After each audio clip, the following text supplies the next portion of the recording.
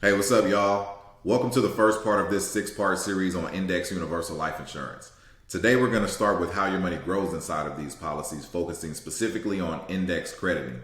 So whether you're somebody who owns an IUL or somebody who's thinking about owning an IUL, this is definitely the series you need to watch. Make sure you go ahead and click that subscribe button. That way you can get the notifications as these videos come out. Let's get started. All right. So there's really only two types of interest that you can earn. You can earn simple interest or you can earn compound interest. Okay. So let me give you an example of what simple interest would be. Let's just say you had 10 grand and that money was in an account. And let's say the interest rate you were making was 6% a year. And it's an annual interest rate, meaning you're going to get paid 6% interest on your $10,000 each year. Okay. So in year one, you would make how much of that $10,000? $600, right? You now have $10,600. And let's just pretend that you leave that money in that investment or in that account. That means you'll earn another 6% the next year. So you're going to add another $600. Now you're at $11,200. And let's say you earn 6% the following year. That brings your total to $11,800. Okay. So simple interest just basically means whatever amount that you start with or your principal, this would be your principal in this example,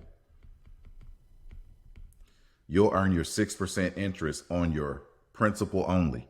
Okay. Now the way compounding interest works is the interest that you earn gets added to the principal, making your principal bigger and bigger each year, which means that your money will grow bigger and bigger each year. So let's work through this and do a quick example. All right. You got 10 grand and in year one, you earn 6% or 600. That means in year two, you have $10,600 and that is now your principal, which means in the second year, you'll earn 6% interest on $10,600, which would be $636 in year two. That brings your balance to $11,236 and that's now your new principal. And if you earn another 6% on that, that's an additional $674 in year three. So in year three, you got $11,910. Okay.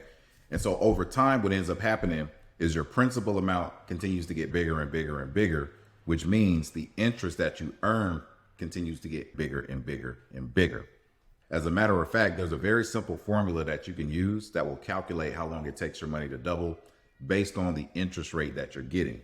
That's what's called the rule of 72. So if you take this number 72 and you divide it by your interest rate, in this example 6%, it means it would take 12 years for your money to double or to 2x. Okay. As a matter of fact, if you run the numbers yourself, at the end of 12 years, you'll have exactly $20,000, right? So in an IUL, you're actually earning compounding interest, not simple interest. Okay. Very, very important to understand. So we just talked about the types of interest that you got, simple and compound. Compound interest is how your IUL grows. With that being said, we got to add another layer to this because there's different types of compounding interest. And we're going to cover all three right now. The first way is fixed. Fixed means a guaranteed rate that is not going to change. Most people can relate this to like a mortgage or a car where you have a stated interest rate on your loan and that interest rate you pay never changes. So examples of fixed accounts are going to be like savings accounts. It's going to be money market. You'll also see things like certificates of deposit or CDs. These are going to be like your main thing. Oh, and whole life.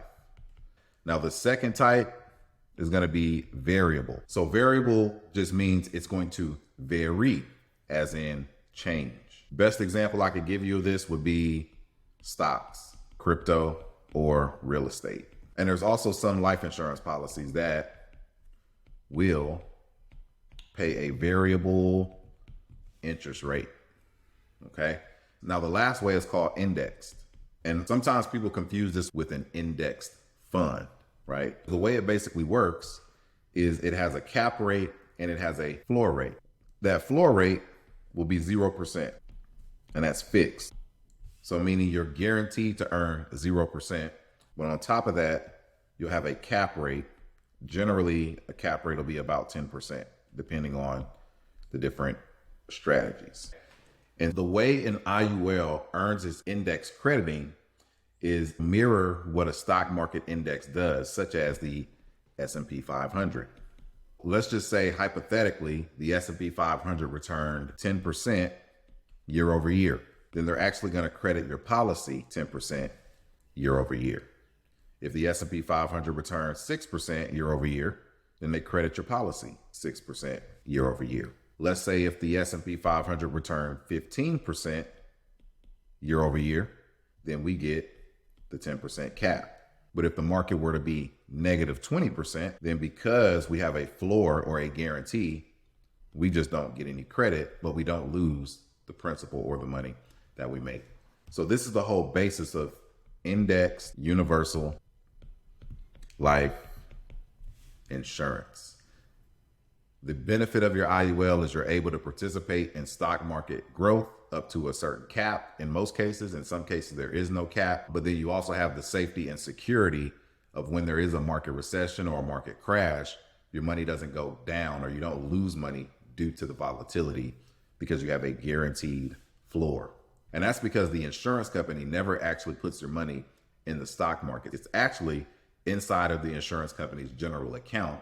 And we won't get super technical on today's call. This is really just to more give you a pretty good understanding of the functioning of an IUL, the internal functioning of it. And to give you a little bit more depth on how it works in an actual policy, we're going to look at an illustration. All right. So the first thing you have to know about an IUL is that it's a life insurance policy.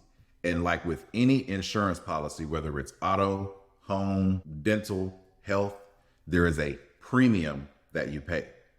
But an IUL premium is not like a health insurance or a car insurance or 99% of life insurance premiums for that matter, because it has something called a flexible premium. What does that mean? It means there's a minimum amount of premium that you pay, and that really just covers for the cost of the policy itself. Then you have a maximum amount of premium you pay, right?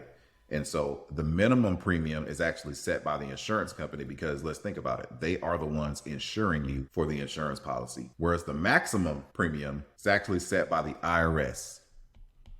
The IRS limits how much premium can be paid into a life insurance policy. And those limits are going to be different based on your specific scenario and based on your specific situation. But that maximum premium basically sets the limits of what the IRS says is allowable for this policy to qualify as life insurance and not an investment. Now, premiums, that's going to be on another part of this series to show you like how do you really choose a premium, how do you pick it, and also the cost and fees. We're going to cover all that. But first, you got to understand this piece before we hop into the other stuff. So after you pay that premium, there's going to be a charge that's deducted. And then the remaining amount goes into the indexed accounts or the fixed account. So that's really cool about an IUL that not a lot of people talk about. With inside of the cash value, you can choose either fixed crediting or you can choose index crediting, or even better, you can choose a combination of both. You can put 50% of your money in the fixed account if you're a little bit more uncertain about where the market is headed, and put 50% in the index. You can put all of it in the fixed if you want, or you can put all of it in the index. You have the ability, the flexibility to choose what you want, what's good for you. Okay. Now, if you choose the fixed account, then you're just going to get whatever the set declared rate is for the year. Whereas if you pick the indexed account, then you're going to be choosing crediting based off of the S&P 500 for most people. So how does that part actually work? Well, let's take a look at it. And what's cool, I like this, how they put it up here. Read that first sentence. Index universal life policies offer a different crediting method than other fixed insurance products. Basically, they're saying whole life, right? There's a lot of times there's a bunch of back and forth between whole life and IUL and which one's better, specifically inside of the insurance world, because you got people that say whole life only. You got people that say IUL only. You got people who say both work. I happen to belong in the camp of both work because once you understand that both of them are fixed products and the money for both products is really sitting in the same place for the insurance carrier, the general account, then what you'll realize is there ain't a big difference between whole life and IUL other than whole life is more rigid because it's built heavily on guarantees. So that also includes your premium is going to be a lot more rigid. Whereas IUL has less guarantees because we have a flexible premium. Okay. So just something to think about. If you want a flexible premium, then IUL is going to be better 100 times out of 100. Now, anyway, back to the main topic of discussion. So how index crediting works, your premium dollars are going to go into an interim account where it earns fixed interest daily. The interim account's crediting rate is the policy's guaranteed minimum crediting rate of 2%. So most IUL policies, or at least the best IUL policies, we're actually looking at one of the best IUL products on the market, at least in my opinion, will have a guaranteed minimum crediting rate. And this one is 2%. And then on the third Friday of each month, these dollars will go into an interim account. And then on the third Friday of each month, the dollars from the interim account are going to be transferred into your chosen index, meaning you can choose and pick whatever index that you want. And then any earned index credits are now tied to the movement of that index going forward. So let's just look at a quick example to give you a visual representation of what that looks like. Let's say your premium is paid on November the 1st, 2022. That money will go into an interim account minus the premium charge, and it's going to earn fixed interest in the interim account. That's that 2% that accrues daily. Then on the third Friday of November, the money in the interim account is going to be transferred into the indexed account, creating a new segment. And remember, you can choose either between the fixed and the indexed account or a combination of both. And then 1 year later, and this is important because how often do you get credits? Know that once you start an IUL policy, you're not going to get any credits until a year later because these are called annual point-to-point credits or annual crediting. I'll discuss point-to-point here in a minute because that's really has a lot to do with index credits and how they work. All right, so now we just take a look at indexed account options, because when we talk about index crediting, what does that even mean? What does that look like? Are there other choices and things that I can choose to have my money linked to? Really depends on the carrier. Every company has like their own suite of indexes they choose from, but like 100 times out of 100 times, the S&P 500 or some variation of the S&P 500 will be an underlying index for most of the good carriers. Sometimes you'll get these other indexes, like you'll see the S&P 500 Prism or the S&P 500 low volatility or this rainbow index, which is like a blend. They just won't have the back testing or the history that the S&P 500 would have. So that inherently could be a little bit more risk. But for an exchange and more risk, then you have the ability to get more reward. So if you're somebody who wants to split it up, you can do half S&P 500 and you can do half Prism or really whatever you want to do. And it's not set and stuck. You can always change it if you want to do something different. So that's also something to consider. Now, as far as the indexed account options, I just want to break down a couple of things here. So you'll have your cap rate, which will be set for each individual index. As you can see, the S&P 500 is at a 10% cap. You'll have your participation rate, which is set at 100%. And then you'll have your floor rate, which is set at 0%. And then you'll have your maximum illustrated rate, which is at 6.3%. So anytime you have a life insurance illustration, they're going to project out an assumed hypothetical interest rate. This is not a guaranteed interest rate. It's based off of historical data, but remember, future performance is not guaranteed based off of past results. It's just an indicator, okay? And so the insurance company has strict guidelines on what they can illustrate or show on an assumed interest rate.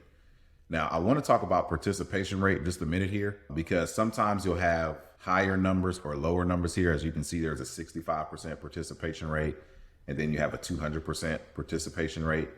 So what a participation rate really means is you're going to earn 100% of whatever the cap is.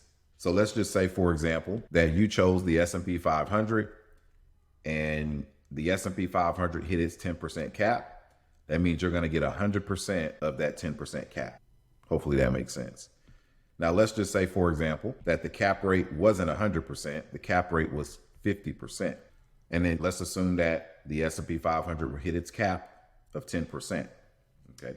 Well, if your participation rate is 50%, that means you would get half of the return. 5% would be your credit for that segment. Okay. And so sometimes you'll see things like these uncapped strategies. And a lot of times that looks sexy because it's like, oh man, if the market does 20, 30, 40%, I can get the whole 20, 30, 40% without any risk because we still got our 0% floor. But what you have to understand is that there's also a participation rate. Just because this strategy is uncapped, you're only going to get 65% of whatever that growth is. Does that make sense? And then over here, you see the 200% with the uncapped strategy. Normally, if you see a higher participation rate, you're looking at a volatility controlled index. So you're not really expecting to get 10, 20, 30% growth plus 200%. Really, you're probably looking for a lower volatility, like a smoother credit, right? But you're also able to get 200% participation rate. So in other words, let's just say if the S&P 500 had a 200% participation rate with a 10% cap. Well, then what that means is if the S&P 500 hit its 10% cap, you would get 200% of that 10%, or basically double. So your credit would be 20% for that crediting period.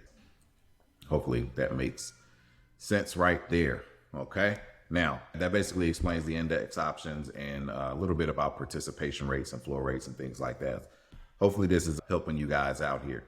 Now, probably the last thing that we're going to cover today is do a quick 30-year historical index performance alongside a hypothetical crediting rate using the current growth cap, floor, and participation rate. So depending on whatever the cap rate is for that month or whenever you got your illustration, these numbers would actually change. So this isn't meant to give you like factual information. This is really just to help you understand the expected performance. Okay. So you'll have your S&P 500 growth going back to 1993. You'll see that it was 6.41%. You would have got a hypothetical, and that's why they say a hypothetical interest credit of 6.41%. December, you see there was a negative 1.73%. That means we would have got a 0% here. And of course, you can see the compounding average over time. You would have earned 7.58% in the market. You would have earned 6.38% hypothetically in the IUL. Now, what you're not seeing here, and I see this a lot of time, agents don't understand the index crediting that you get within an IUL. But I'm going to take 2018 for an example, because if you look at this chart, you assume that your credit would have been 0 for 2018. And that's because in the chart, they're really only calculating from January of the beginning of that year through December of that year. But there are 12 crediting segments per year. There is one for each month. So I'm going to show you exactly what happened in 2018 when the market did return negative 7%. Let's look at some actual crediting history from an A+ rated carrier that shows the true credit in 2018. You guys ready to see that? All right, let's do it. They're going to be like, Brandon, where you get this from? Hey, I got it straight off the insurance company's website. That's where I got it from. Just in case you were wondering. Before we look at the year 2018, I want you to understand like how to read this chart. And this really does a great job of breaking down how you're crediting or how your money gets credited in an IUL. So let's just pretend that you started your policy in April of 2015. That's where you see right here. And let's say you put in $1,000. And let's say in May, you put in another $1,000. And in June, you put in another $1,000. And in July, you put in another $1,000 and so forth and so forth. And you did that for 12 months. Remember, you're not going to get your credit until the following year. So as soon as you pay your premium, what the insurance company does is on a specific date. And as you can see, this date was April 10th, 2015. They're going to track the value of the S&P 500. And as you can see, the value of the S&P 500 was 2102.06 at that time. And the cap rate was actually set at 12%. And then you can see the same thing for the next month. On May 8th of 2015, the beginning value was 2116. And then the cap rate was 12%. On June 10th, 2015, the beginning value was 2105 and the cap rate was at 12%, and then so forth and so forth. So we're not going to be credited on that $1,000, that first $1,000 until next April of 2016. And as you can see here, the ending value was lower than the beginning value for a negative 2.59% return, meaning we would have gotten a 0% credit on this, only that $1,000. Does that make sense?